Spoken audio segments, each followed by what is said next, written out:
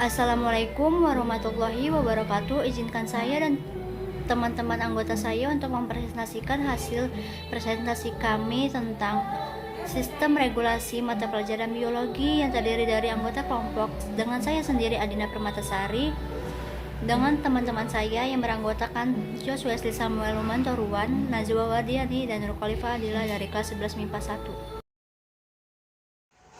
Sistem syaraf. Semua penyebab terjadinya perubahan dalam tubuh atau bagian tubuh disebut rangsang. Alat yang mampu menerima rangsang dinamakan indera reseptor. Rangsangan dapat berasal dari luar tubuh, misalnya berupa bau, rasa pahit atau manis, sentuhan, cahaya suhu, tekanan ataupun gaya berat. Rangsangan berasal dari luar tubuh, misalnya bau, indera penerimanya disebut ekstroseptor. Rangsangan dari dalam, misalnya rasa lapar, indera penerimanya disebut interoseptor. Rangsangan yang diterima oleh reseptor dihantarkan ke tanggapan, disampaikan neuron motor ke efektor. Sel neuron. Kesatuan struktural dan fungsional sistem saraf disebut neuron. Neuron tersusun atas badan sel saraf, serabut-serabut saraf, dan selubung-selubungnya. Inti sel mengandung satu anak inti besar yang kaya akan RNA dan sitoplasma yang disebut neuroplasma. Ada dua macam sel saraf, yaitu dendrit dan akson. Dua macam serabut sel saraf neuron, yaitu dendrit. Dendrit merupakan serabut saraf pendek berfungsi menerima impuls yang datang dari ujung akson neuron lain dibawa menuju ke badan sel saraf. Terus ada akson atau neurit, merupakan serabut yang panjang, berfungsi meneruskan impuls dari badan sel saraf ke kelenjar dan serabut-serabut otot. Jenis-jenis neuron. Ada neuron motor, neuron sensori, interneuron. Substitusi lemak yang mengelilingi sel saraf disebut selubung mielin. Selubung mielin tersusun atas rangkaian sel-sel S1. Pada pertemuan antara selubung mielin satu dengan yang lain terdapat bagian akson yang tidak terlindungi disebut nodus Ranvier. Nodus Ranvier berfungsi mempercepat jalannya impuls. Nama, struktur, dan fungsi neuron. Neuron sensori. Struktur badan selnya bergelombang membentuk ganglion, aksonnya pendek sedangkan dendritnya panjang. Fungsinya membawa rangsangan ke sistem saraf pusat. Terus ada interneuron. Struktur dendritnya pendek dan aksonnya ada yang pendek dan panjang. Fungsinya menerima rangsangan dari neuron sensori atau neuron intermediate yang lain. Terus ada neuron motor. Struktur dendritnya pendek dan aksonnya panjang. Fungsinya membawa atau meneruskan sistem saraf pusat ke efektor. Prinsip penghantar impuls. Penghantaran lewat sel saraf. Muatan listrik di luar membran neuron adalah positif, sedangkan muatan listrik di dalam neuron adalah negatif. Keadaan seperti ini disebut polarisasi. Impuls berjalan sepanjang akson. Membran-membran neuron memulihkan keadaan seperti semula. Selama masa pemulihan, impuls tidak bisa melewati neuron. Periode refraktori. Penghantaran lewat sinapsis. Sinapsis adalah penghubung yang mengendalikan komunikasi antar neuron.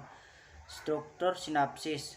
Pada setiap neuron, akson berakhir pada suatu tonjolan kecil atau tombol sinapsis. Permukaan membran tombol sinapsis disebut membran prasinapsis. Permukaan membran dendrit dari sel yang dituju disebut membran postsinapsis. Kedua membran dipisahkan oleh celah sinapsis. Pada sitoplasma tombol sinapsis terdapat neurotransmitter.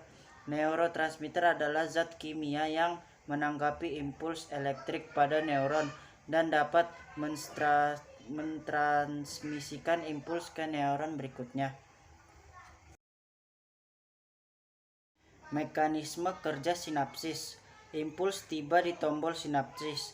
Terjadi peningkatan permeabilitas membran prasinapsis terhadap ion Ca. Akibatnya, ion Ca masuk dan gelembung sinapsis melebur dengan membran prasinapsis sambil melepaskan neurotransmitter ke celah sinapsis.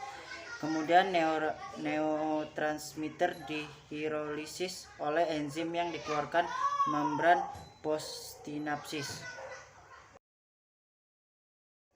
Gaya refleks. Gerak refleks disebabkan oleh rangsangan tertentu yang mengejutkan atau menyakitkan. Susunan sistem saraf. Sistem saraf terbagi menjadi dua, yaitu sistem saraf pusat dan sistem saraf tepi. Otak sebagai pusat koordinator tubuh dan diselubungi oleh jaringan yang disebut selaput meninges.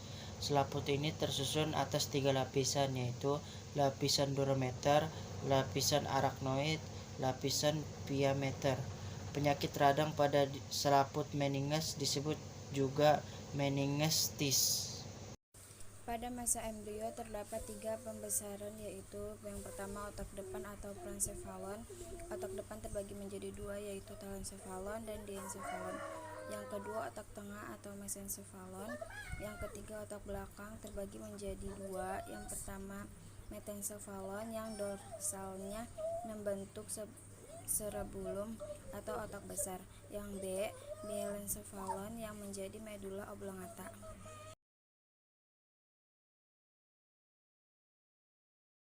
Bagian otak dan derivat utamanya.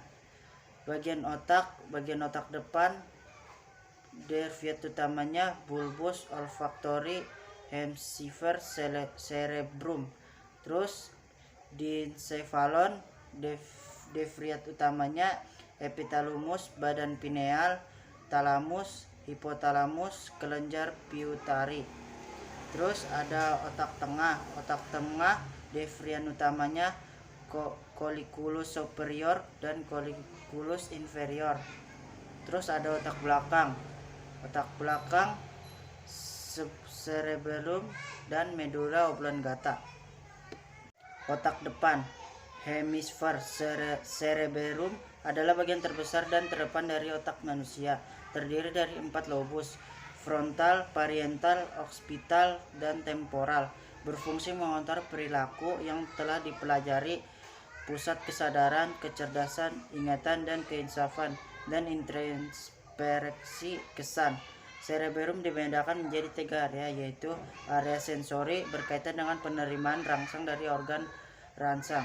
Area motor berperan merespon rangsangan yang sampai ke otak melalui informasi atau perintah ke efektor. Terus ada area asosiasi menghubungkan area sensori dan area motor. Terus ada otak depan atau prosencephalon. Talamus merupakan pusat penerus impuls sensori ke berbagai bagian sensori cerebrum. Talamus mengatur dan mengkoordinasi manifestasi luar dari emosi. Contohnya merangsang talamus pada seekor kucing dapat menimbulkan gejala kemarahan, bulu berdiri, cakar menjulur keluar, punggung membungkuk. Hipotalamus berfungsi mengontrol sejumlah fungsi otonom. Hipotalamus merupakan pusat koordinasi sistem saraf autonom yang mengendalikan suhu tubuh, selera makan, lapar, haus, keseimbangan dan metabolisme karbohidrat dan lemak dan tekanan darah. Hipotalamus mengontrol fungsi tertentu kelenjar pituitari. Otak depan pituitari adalah kelenjar endokrin yang terletak di lekuk kecil pada dasar tengkorak. Kelenjar pituitari berfungsi sebagai sekresi hormon. Terus ada otak tengah. Otak tengah bagian-bagiannya berupa lobus optik, colliculi superior sebagai pusat pengatur gerak bola mata, refleks pupil, dan refleks akomodasi. Bagian lain adalah colliculi interior, merupakan dari auditori. Terus ada otak belakang. Otak belakang terdiri dari 2 bagian, yaitu cerebellum. merupakan pusat keseimbangan dari koordinasi motor atau gerakan. Terus ada medula oblongata, berfungsi mengatur denyut jantung, tekanan darah, gerakan pernafasan, sekresi ludah, menelan, gerak peristaltik, batuk dan bersin. Sumsum tulang belakang, irisan melintang sumsum tulang belakang menunjukkan bagian luar sesusun dari bahan putih disebut substansi alba. Bagian dalam tersusun dari bahan abu-abu disebut substansi geresia. Dalam abu-abu terdapat saluran tengah, kanal sentral yang berisi cairan serepsional. Substansi alba mengandung akson bermielin, berfungsi mengantarkan impuls menuju otak dan dari otak ke efektor. Sumsum tulang belakang juga dilindungi oleh selaput meninges. Fungsi utama sumsum tulang belakang adalah menghubungkan impuls dari dan ke otak serta memberi alternatif jalan terpendek pada gerak refleks. Yang kedua adalah sistem saraf tepi. Terdiri dari pasangan saraf kranial dan saraf spinal yang keluar dari otak dan sumsum tulang belakang serta menghubungkan dengan tiap reseptor dan efektor dalam tubuh. Sistem saraf tepi berdasarkan arah impulsnya terbagi menjadi dua, yaitu sistem aferen dan sistem eferen. Sistem aferen mengantarkan informasi dari reseptor ke sistem saraf pusat. Sistem eferen mengantarkan informasi dari sistem saraf ke otot dan kelenjar. Saraf sensori somatik. Sistem ini terdiri atas 12 pasang saraf kranial dan 31 pasang saraf spinal. Saraf-saraf ini meneruskan impuls dari saraf pusat, juga meneruskan impuls ke sistem saraf pusat ke semua otot-otot dalam tubuh. Sistem saraf somatik mengantarkan impuls dari reseptor, terutama stimulus luar, ke sistem saraf pusat, juga meneruskan impuls dari sistem saraf pusat ke semua otot-otot rangka tubuh. Sistem saraf somatik mengantarkan impuls dari sistem saraf pusat ke jaringan otot rangka. Terus ada saraf kranial. Dari ke-12 nama kranial, saraf nomor 1, 2, dan nomor 8 terdiri atas neuron-neuron sensori. Saraf nomor 3, 4, 6, dan 11 dan 12 terdiri atas neuron-neuron motor. Sedangkan yang lain nomor 5, nomor 7, dan nomor 9 terdiri atas gabungan neuron motor dan sensori. Saraf nomor X, nervus vagus, disebut pula sebagai saraf penggembara. Terus ada saraf spinal. Urat saraf sumsum tulang belakang berjumlah 31. Urat saraf ini merupakan gabungan neuron sensori dan motor. Saraf autonom adalah bagian dari sistem saraf tepi yang mengontrol kegiatan organ-organ dalam. Ada dua sistem saraf autonom, yaitu sistem saraf simpatik, pada umumnya berakibat merangsang kerja organ. Dua sistem saraf parasimpatetik, simulasi oleh saraf parasimpatetik pada umumnya bersifat menghambat organ.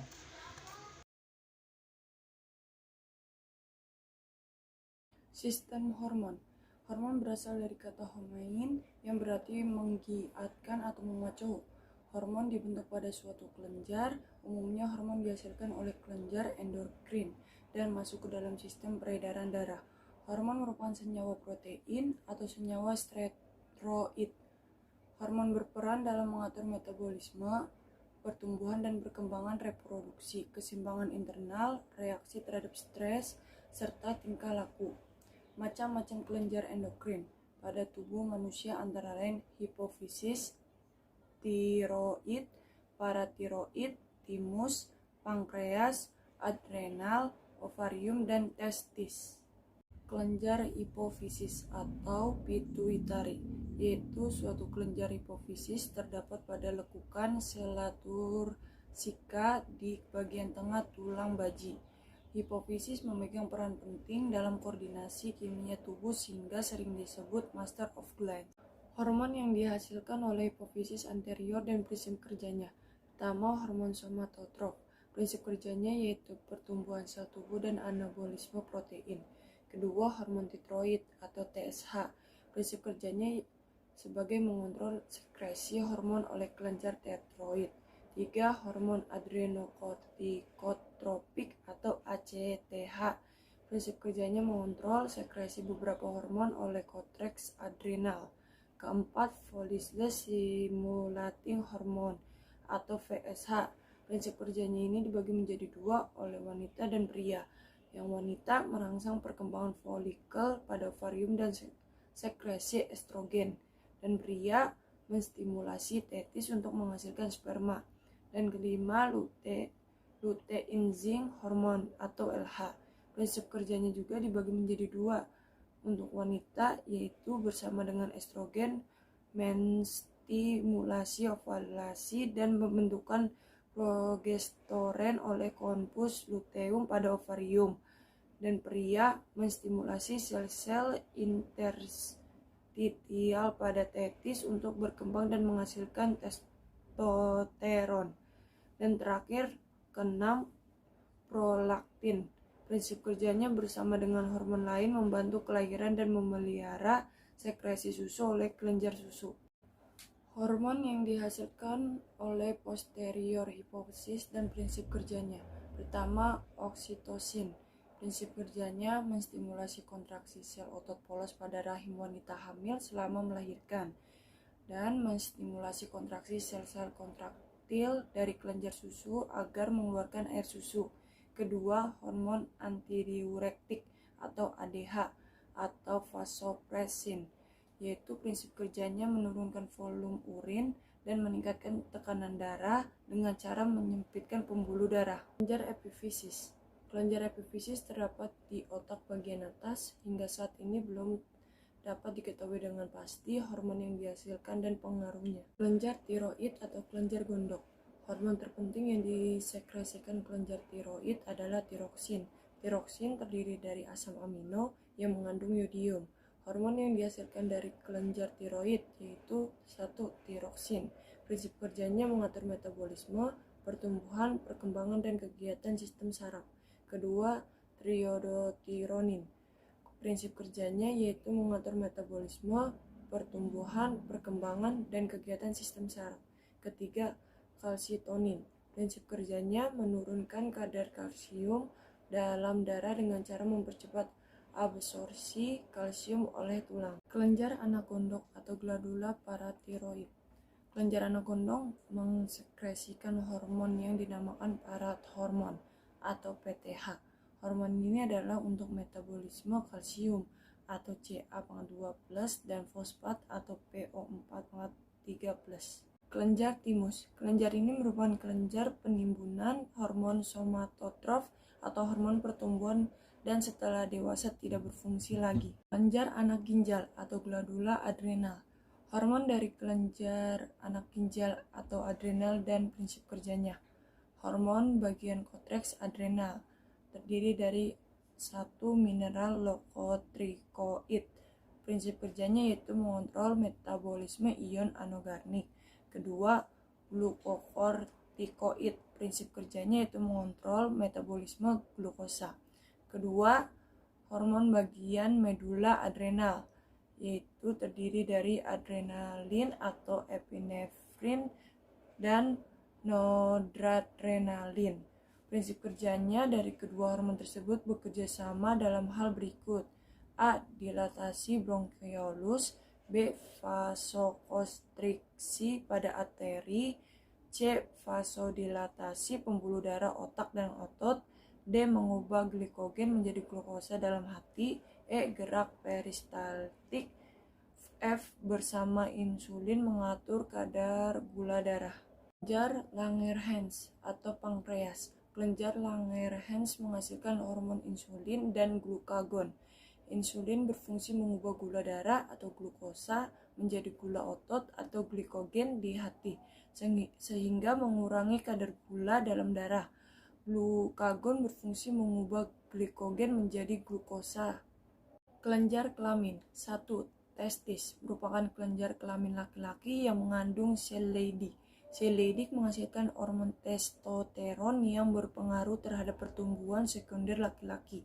Di samping itu, testosteron juga mempengaruhi proses spermatogenesis. Kedua, ovarium adalah kelamin wanita, mensekresi hormon estrogen dan progesteron. Kedua hormon ini berpengaruh terhadap pertumbuhan kelamin sekunder wanita. Kelenjar pencernaan. Kelenjar pada lambung menghasilkan hormon gastrin, berfungsi merangsang sekresi getah lambung. Kelenjar pada usus memproduksi hormon sekretin yang berfungsi merangsang sekresi getah pankreas, dan hormon kolesistokinin yang merangsang sekresi getah empedu. Sistem indera. Alat indera merupakan organ yang berfungsi untuk menerima jenis rangsangan tertentu seperti fotoreseptor atau penerima rangsangan cahaya, kemoreseptor atau penerima rangsang zat kimia, audioreseptor penerima rangsang suara, dan mekanoreseptor atau penerima rangsang fisik seperti tekanan, sentuhan, dan getaran. Macam-macam alat indera yaitu ada 5. Yang pertama indera penglihatan atau mata, yang kedua indera pembau atau hidung, yang ketiga indera peraba dan perasa atau kulit, yang keempat indera pendengaran atau telinga, dan yang kelima indera pengecap atau lidah. Alat indera yang pertama yaitu indera penglihatan atau mata. Mata adalah organ indera yang memiliki reseptor pekat cahaya yang disebut dengan fotoreseptor. Mata mempunyai reseptor khusus untuk mengenali perubahan sinar dan warna. Mata memiliki bagian-bagian diantaranya yaitu sklera, berfungsi melindungi bola mata, kornea, berfungsi menerima rangsang cahaya, koroid, berfungsi sebagai penyedia makanan bagi bagian mata lain, iris, berfungsi melindungi refleks cahaya dan mengatur seberapa banyak cahaya masuk ke mata dengan menyesuaikan ukuran pupil. Pupil berfungsi mengatur banyak sedikitnya cahaya yang diperlukan oleh mata.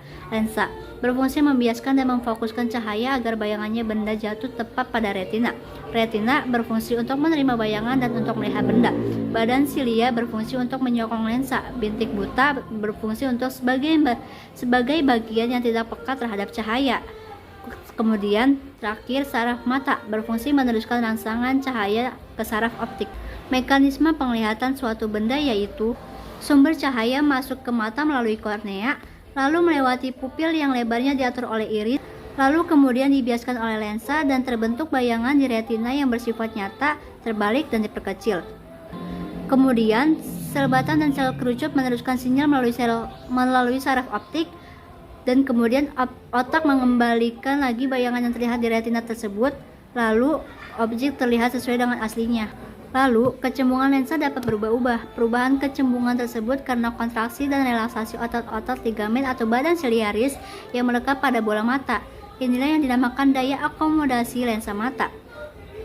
Mata yang normal adalah yang dapat memfokuskan sinar-sinar sejajar yang masuk ke mata sehingga jatuh tepat ke bintik mata, kuning retina. Dengan demikian, kadar ini disebut dengan emetrop. Ternyata mata mempunyai kelainan-kelainan. Apa aja itu kelainan-kelainan pada mata? Kelainan pada mata memiliki 3 jenis kelainan. Yang pertama yaitu miopi atau mata dekat, yang kedua hipermetropi atau mata jauh, dan yang ketiga astigmatisme.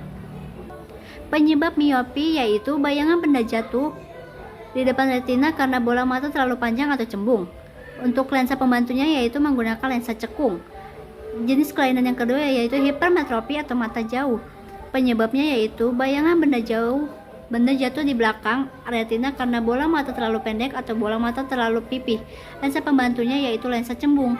Yang ketiga adalah jenis kelainannya astigmatisme. Penyebabnya yaitu kecembungan kornea tidak merata sehingga bayangan menjadi tidak terfokus atau kabur. Lensa pembantunya yaitu lensa silinder. Kemudian, alat indera yang kedua yaitu indera pendengaran atau telinga. Mendengar adalah kemampuan untuk mendeteksi vibrasi mekanis atau getaran yang kita sebut dengan suara. Telinga terdiri dari 3 bagian, yaitu telinga bagian luar, bagian tengah, dan bagian dalam. Bagian penyusun telinga dan fungsinya yaitu bagian penyusun telinga luar ada 2, yaitu pinna dan saluran auditori atau yang disebut dengan liang. Berfungsi untuk membantu mengkonsentrasikan gelombang suara atau vibrasi. Yang kedua yaitu telinga tengah. Telinga tengah mempunyai 3 bagian, yaitu membran timpani atau selaput gendang, tulang martil os malleus, tulang landasan os incus, dan tulang sanggurdi os stapes. Dan yang ketiga yaitu saluran eustachius. Membran timpani atau selaput gendang memiliki fungsi meneruskan vibrasi ke osikula Tulang martil os malleus, tulang landasan os incus, tulang sanggurdi os stapes memiliki fungsi meneruskan vibrasi atau getaran ke jendela oval. Saluran eustachius memiliki fungsi menyeimbangkan tekanan udara antara telinga tengah dan lingkungannya. Kemudian telinga dalam. Telinga dalam juga memiliki beberapa bagian lainnya, yaitu jendela oval, jendela melingkar, koklea atau rumah siput, saluran semiskuler dan utriculus, membran basilar, organ corti, dan membran tektorial. Jendela oval memiliki fungsi penghubung telinga tengah dengan telinga dalam. Jendela melingkar berfungsi sebagai reseptor suara. Koklea atau rumah siput berfungsi sebagai reseptor untuk gerakan kepala. Saluran semiskuler dan utriculus berfungsi sebagai reseptor gravitasi. Membran basilar berfungsi untuk meneruskan vibrasi. Organ corti berfungsi untuk tempat terdapat dasar reseptor suara berbentuk rambut.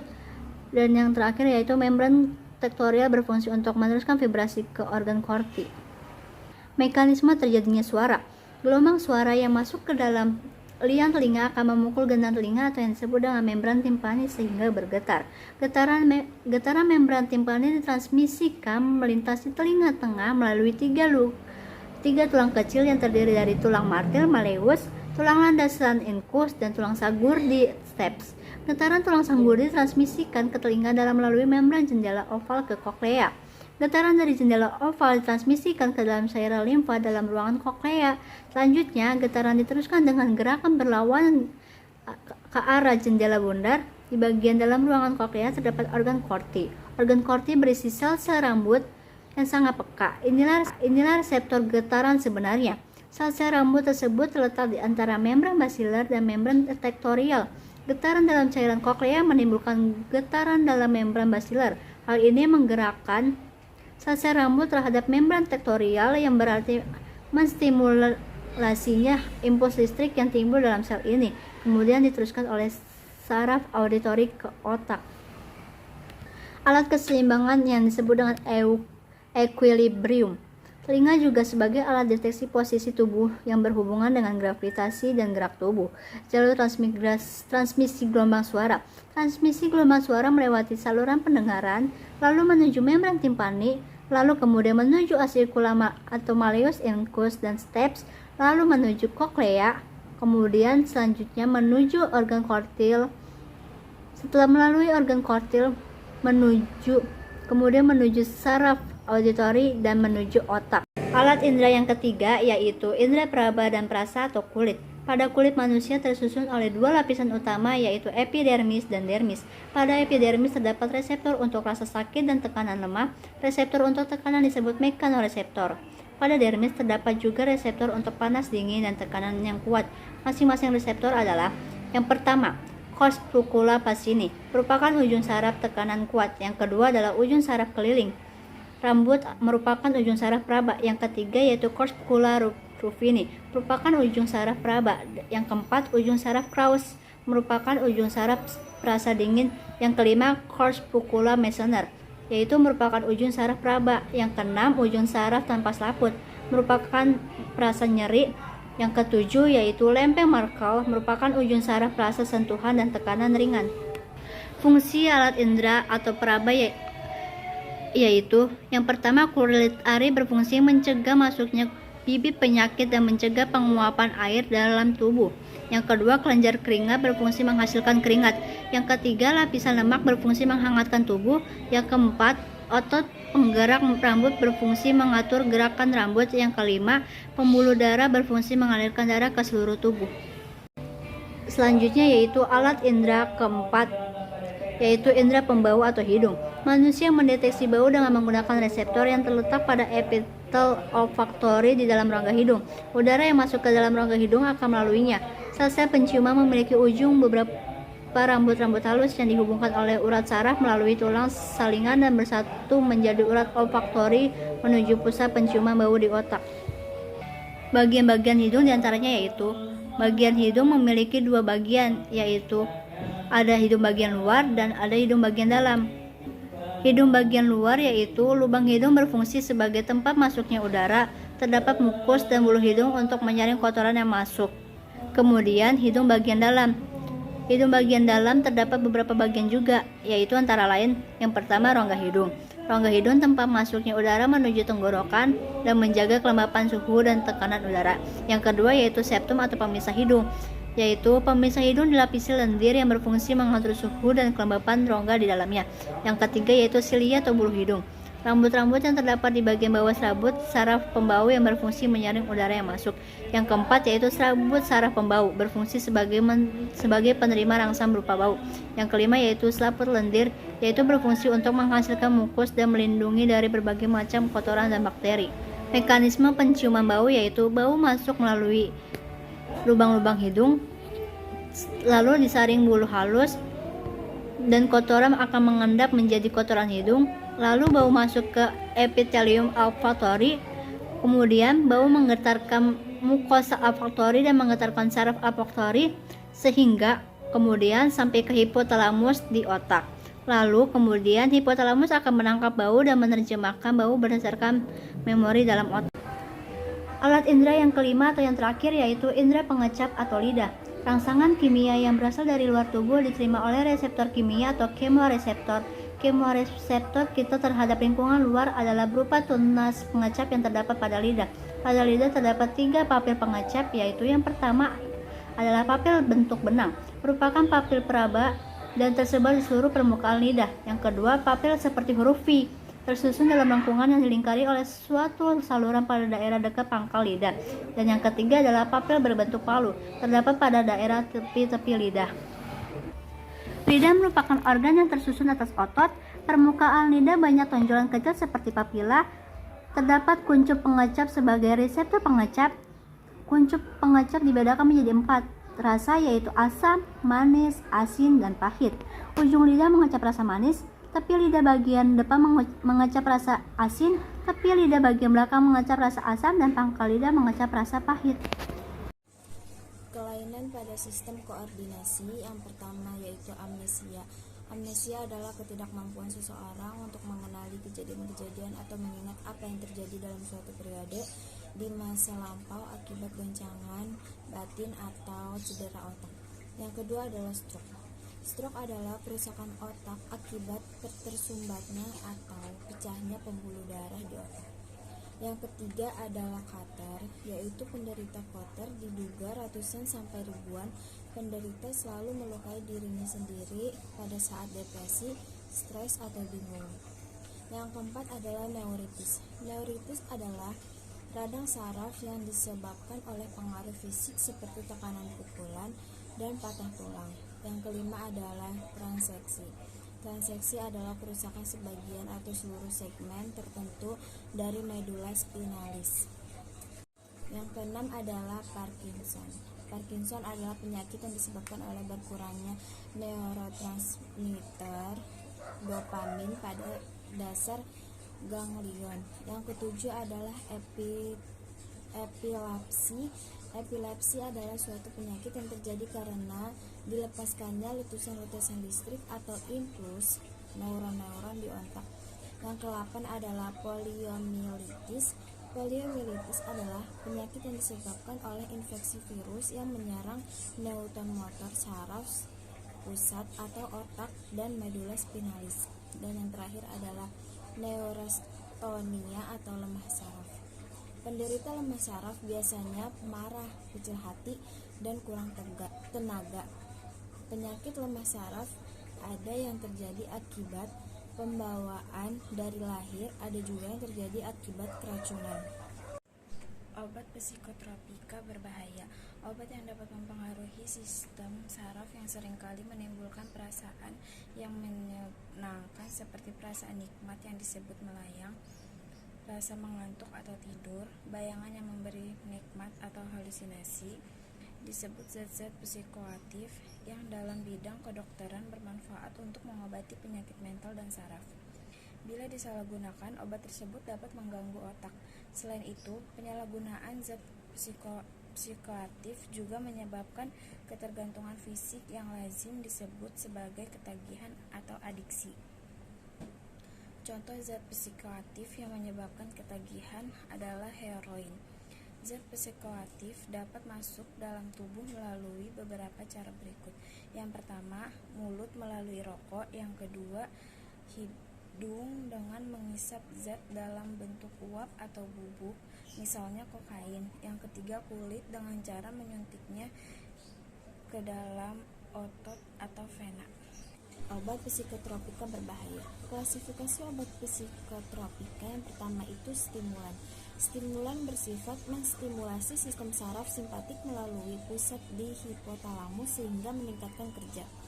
Stimulasi memberikan rangsangan pemakaiannya untuk menggunakan tenaga lebih cepat. Stimulan dapat berupa kafein, nikotin, penmetrazin, methylphenidate atau amfetamin, atau juga dexedrine, metylamfetamin, preludin, Ritalin, serta kokain. Yang kedua adalah depresan. Depresan berfungsi untuk mengurangi kegiatan sistem saraf sehingga menurunkan aktivitas pemakaiannya. Depresan pada umumnya pusat tersusun saraf menjadi pasif.